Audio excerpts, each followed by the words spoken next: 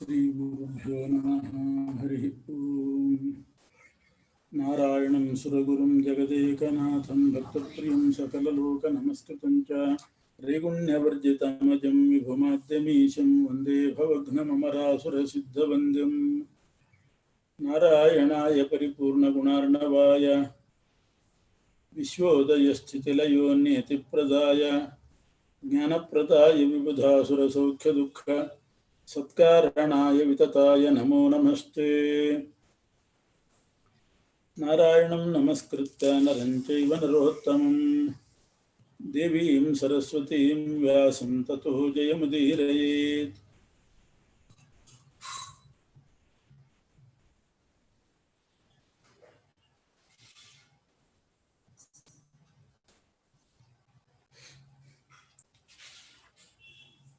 ಇವತ್ತು ಉದ್ಯೋಗ ಪರ್ವದಲ್ಲಿ ಬರುವಂಥ ಒಂದು ಸಣ್ಣ ಉಪಾಖ್ಯಾನವನ್ನು ಅನುವಾದ ಮಾಡ್ತಾ ಇದ್ದೇನೆ.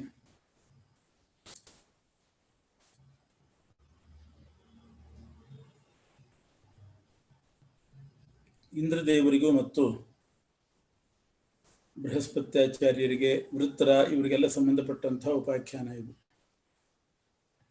ಒಮ್ಮೆ ದೇವೇಂದ್ರ ತನ್ನ ಮನೆಯಲ್ಲಿ ಒಂದು ದೊಡ್ಡ ಸಭೆಯಲ್ಲಿ ಆಸೀನನಾಗಿರ್ತಾನೆ, ಕೂತಿರ್ತಾನೆ. ಅನೇಕ ದೇವತೆಗಳು ಆ ಸಭೆಯಲ್ಲಿ ಪಾಲ್ಗೊಂಡಿರ್ತಾರೆ. ಅದೇ ಇಂದ್ರದೇವರ ಸಭೆಗೆ, ಇಂದ್ರನ ಮನೆಗೆ ಅವನ ಗುರುಗಳು ಪುರೋಹಿತರು ಆದಂಥ ಬೃಹಸ್ಪತ್ಯಾಚಾರ್ಯರು ಬರ್ತಾರೆ. ಬೃಹಸ್ಪತ್ಯಾಚಾರ್ಯರು ಬಂದಾಗ ದೇವೇಂದ್ರ ಎದ್ದು ಅವರನ್ನು ಬನ್ನಿ ಅಂತ ಸ್ವಾಗತ ಮಾಡಲಿಲ್ಲ.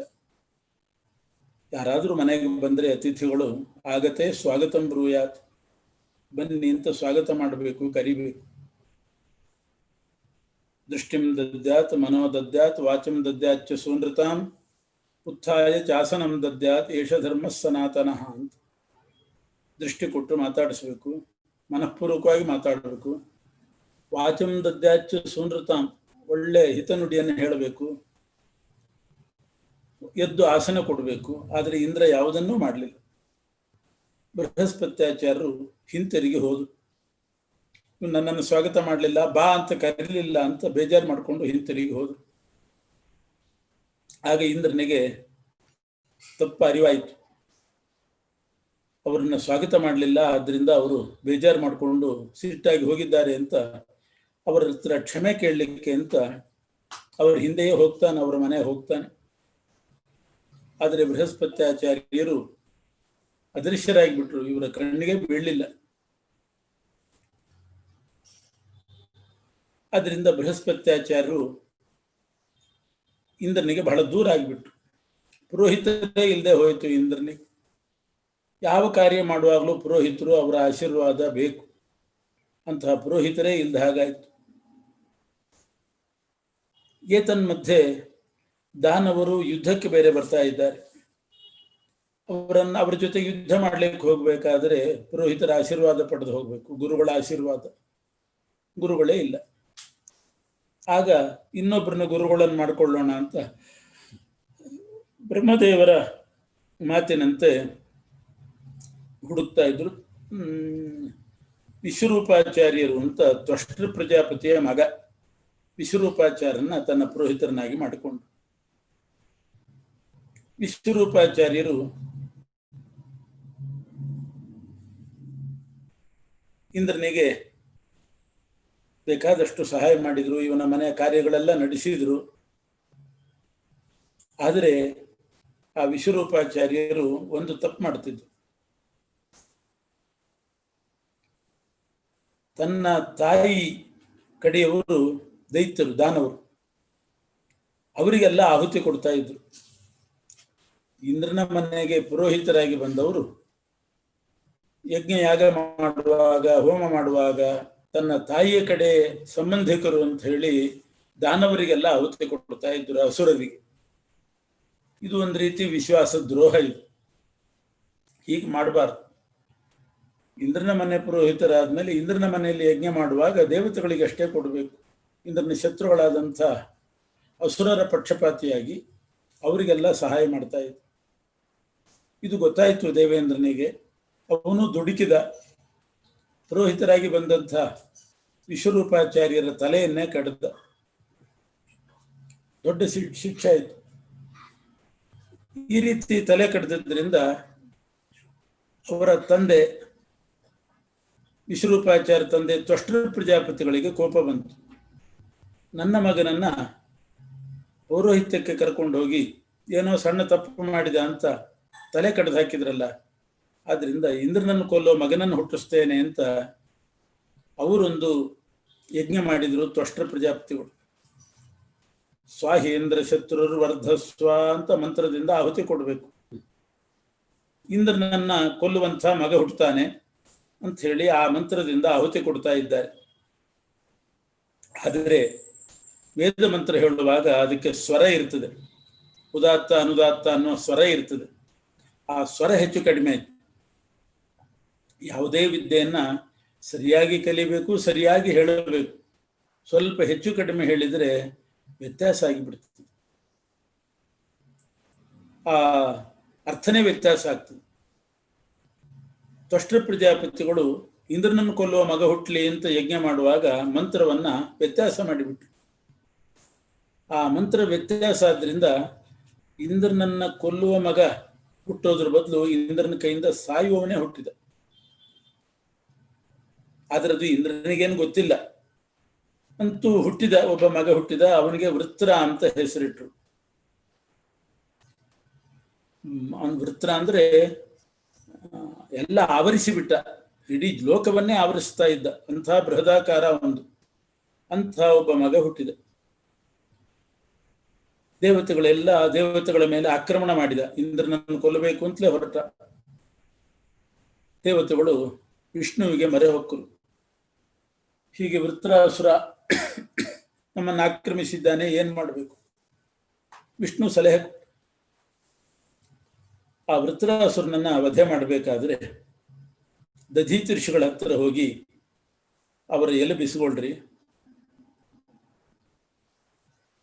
ಅದರಿಂದ ವಜ್ರಾಯುಧ ತಯಾರು ಮಾಡಬೇಕು, ಆ ವಜ್ರಾಯುಧದಿಂದ ಅವನು ಸಾಯ್ತಾನೆ ಅಂತ ವಿಷ್ಣು ಸಲಹೆ ಕೊಟ್ಟು, ತಮ್ಮ ಕಾರ್ಯಕ್ಕೋಸ್ಕರ ದೇವತೆಗಳೆಲ್ಲ ದಧೀಚಿ ಋಷಿಗಳ ಹತ್ತಿರ ಹೋದರು. ದಧೀಚಿ ಋಷಿಗಳಲ್ಲಿ ಹೋಗಿ ವಜ್ರಾಯುಧ ತಯಾರು ಮಾಡಿದರು.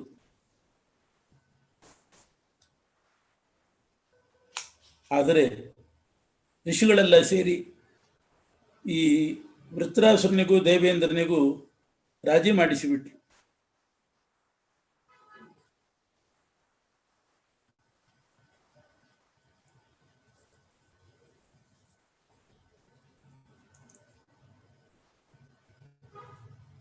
ಮೇಲ್ನೋಟಕ್ಕೆ ಸ್ನೇಹಿತರಾದರು, ಒಳಗೊಳಗೆ ಮಾತ್ರ ಪರಸ್ಪರ ದ್ವೇಷ ಇದ್ದೇ ಇತ್ತು.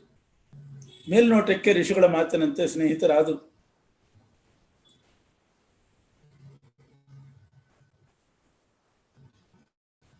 ಆದರೂ ಇಂದ್ರ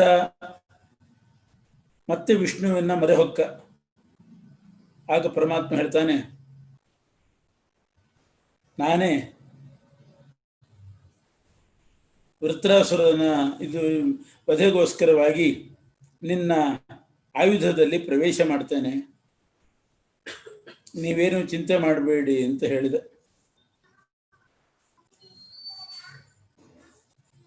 ಆದರೆ ಇಂದ್ರ ವೃತ್ರಾಸುರದ ಒಂದು ಒಪ್ಪಂದ ಮಾಡಿಕೊಂಡಿದ್ದು.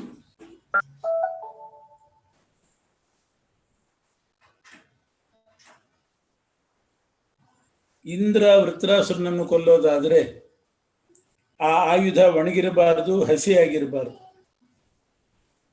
ಕಲ್ಲಿಂದಾಗಿರಬಾರದು, ಕಟ್ಟಿಗೆದಾಗಿರಬಾರದು, ಅಸ್ತ್ರಶಸ್ತ್ರಗಳಾಗಿರಬಾರದು, ಮತ್ತು ಕಾಲವು ಬೆಳಿಗ್ಗೆ ಆಗಬಾರದು, ರಾತ್ರಿ ಆಗಿರಬಾರದು. ಅಂಥ ಆಯುಧದಿಂದ ಅಂಥ ಸಮಯದಲ್ಲಿ ಹೊಡೆದ್ರೆ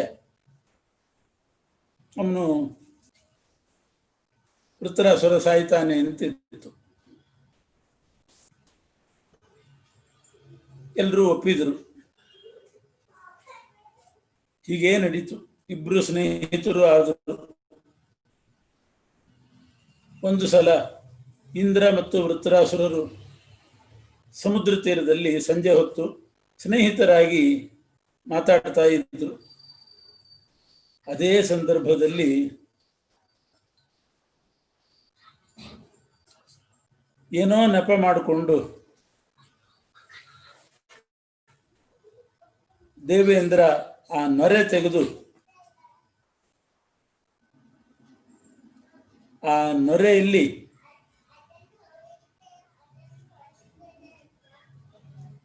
ವಿಷ್ಣು ಸನ್ನಿಧಾನ ಬರುವಂತೆ ಮಾಡಿ ಆ ನೊರೆಯಿಂದ ಅದು ವಜ್ರಾಯುಧವನ್ನು ಅದರೊಳಗೆ ಮುಚ್ಚಿಟ್ಟು ಆ ಸಮುದ್ರದ ನೀರಿನ ಮೇಲಿನ ನೊರೆಯಿಂದ ವೃತ್ರಾಸುರನನ್ನು ಕೊಲ್ತಾನೆ.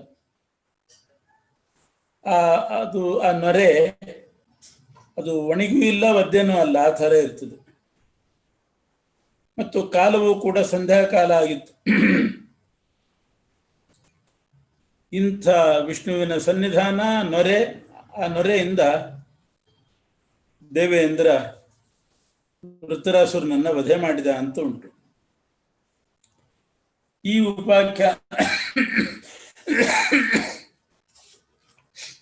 ಉಪಾಖ್ಯಾನದಿಂದ ನಮಗೆ ತಿಳಿದು ಬರೋದೇನು ಅಂತಂದ್ರೆ ಅನೇಕ ಸಂದೇಶಗಳು ಇದರಲ್ಲಿದೆ. ಮೊದಲನೇದಾಗಿ,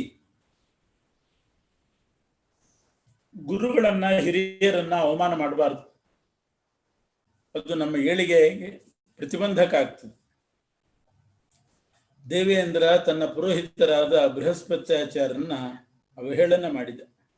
ಅವರು ಬಂದಾಗ ಎದ್ನಿಂತುಕೊಳ್ಳಿಲ್ಲ. ಯಾರೇ ಹಿರಿಯರು ಬಂದಾಗ ಎದ್ನಿಂತುಕೊಳ್ಬೇಕು. ಇಲ್ಲದೆ ಇದ್ರೆ ನಮ್ಮ ಪ್ರಾಣ ಎದ್ದೇಳ್ತದಂತೆ. ಹಿರಿಯರು ಬಂದಾಗ ವ್ಯಕ್ತಿಗಳು ಹೇಳದೇ ಇದ್ರೆ ಅವರ ಪ್ರಾಣ ಎದ್ದು ಹೋಗ್ತದೆ ಅಂತ ಉಂಟು. ಆ ಎದ್ದು ಹೊರಡ್ಲಿಕ್ಕೆ ತಯಾರಾಗುವ ಪ್ರಾಣವನ್ನ ಪುನಃ ದೇಹದಲ್ಲಿ ಉಳಿಸ್ಕೊಳ್ಬೇಕಾಗಿದ್ರೆ ಪ್ರತ್ಯುತ್ಥಾನಾಭಿವಾದಾಭ್ಯಾಂ ಪುನಸ್ತಾನ್ ಪ್ರತಿಪದ್ಯತೆ. ಉತ್ಕ್ರಮಿಷ್ಯಂತೆ ವೈ ಪ್ರಾಣಾಹ ಯೂನ ಸ್ಥವಿರ ಆಗತೆ. ಒಬ್ಬ ವೃದ್ಧ ಬಂದಾಗ ಯುವಕನ ಪ್ರಾಣಗಳು ಮೇಲೆ ಇರ್ತವೆ. ಪ್ರತ್ಯುತ್ಥಾನ, ನಾವು ಎದ್ದು ಅವರನ್ನ ಬನ್ನಿ ಅಂತ ಸ್ವಾಗತ ಮಾಡಿದ್ರೆ ಆ ಪ್ರಾಣ ಉಳ್ಕೊಳ್ತದೆ. ಅಂದ್ರೆ ಆಯುಷ್ಯ ಕ್ಷೀಣ ಆಗ್ತದೆ. ಗುರು ಹಿರಿಯರನ್ನ ಅವಮಾನ ಮಾಡಿದರೆ ಅದು ಮಾಡಕೂಡುದು ಅನ್ನೋದು ಒಂದು. ಮತ್ತು ಪುರೋಹಿತರು ಇಲ್ಲದೆ ಹೋದರೆ, ಬ್ರಾಹ್ಮಣರ ಮಾರ್ಗದರ್ಶನ ಇಲ್ಲದೆ ಹೋದರೆ, ಅವರ ಆಶೀರ್ವಾದ ಇಲ್ಲದೆ ಹೋದರೆ ಅದು ಪರಾಜಯಕ್ಕೆ ಕಾರಣ ಆಗ್ತದೆ. ಆದ್ದರಿಂದ ಗುರು ಹಿರಿಯರ ಆಶೀರ್ವಾದವನ್ನು ಅಪೇಕ್ಷೆ ಪಡಬೇಕು. ವಿಶ್ವರೂಪಾಚಾರ್ಯರ ತಲೆ ಹೋಯಿತು, ದೇವೇಂದ್ರ ಕೊಂದ. ಯಾಕೆ? ಅವರು ವಿಶ್ವಾಸ ದ್ರೋಹ ಮಾಡಿದರು. ಇಂದ್ರನಿಗೆ ಒಪ್ಪಂದ ಮಾಡಿಕೊಂಡು ಪುರೋಹಿತರಾಗ್ತೇನೆ ಅಂತ ಬಂದವರು ಇಂದ್ರನಿಗೆ ವಿರುದ್ಧವಾಗಿ ಅವನ ಶತ್ರುಗಳಿಗೆ ಆಹುತಿ ಕೊಟ್ರೆ ಇದು ವಿಶ್ವಾಸ ದ್ರೋಹ. ಈ ವಿಶ್ವಾಸ ದ್ರೋಹದಿಂದಲೂ ಕೂಡ ಅವನಿಗೆ ತೊಂದರೆ ಆಯ್ತು. ಅದರಿಂದ ವಿಶ್ವಾಸ ದ್ರೋಹ ಮಾಡಬಾರದು ಅಂತ ಇನ್ನೊಂದು ಸಂದೇಶ. ಹಾಗೆ ಮತ್ತೊಂದು ಸಂದೇಶ, ಆ ವಿಶ್ವರೂಪಾಚಾರ್ಯನ ಕೊಂದದ್ರಿಂದ ಇವನಿಗೆ ಬ್ರಹ್ಮಹತ್ಯೆಯೂ ಬಂತು, ಅವರ ತಂದೆ ಇವನನ್ನು ಕೊಲ್ಲಕ್ಕೆ ಪ್ರಯತ್ನನೂ ಮಾಡಿದ. ಆದ್ದರಿಂದ ಬ್ರಾಹ್ಮಣರಿಗೆ ದೇಹದಂಡನೆ ಮಾಡಬಾರ್ದು ಅಂತ ಅನ್ನೋದು ಒಂದು ಸಂದೇಶ. ತ್ವಷ್ಟೃ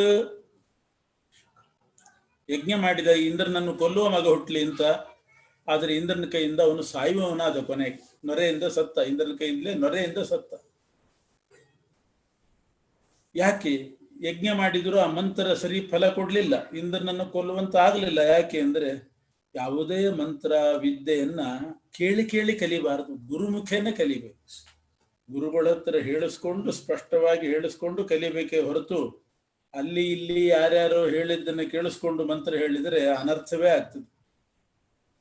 ಗುರುಗಳ ಮೂಲಕ ಬರಬೇಕು ವಿದ್ಯೆ.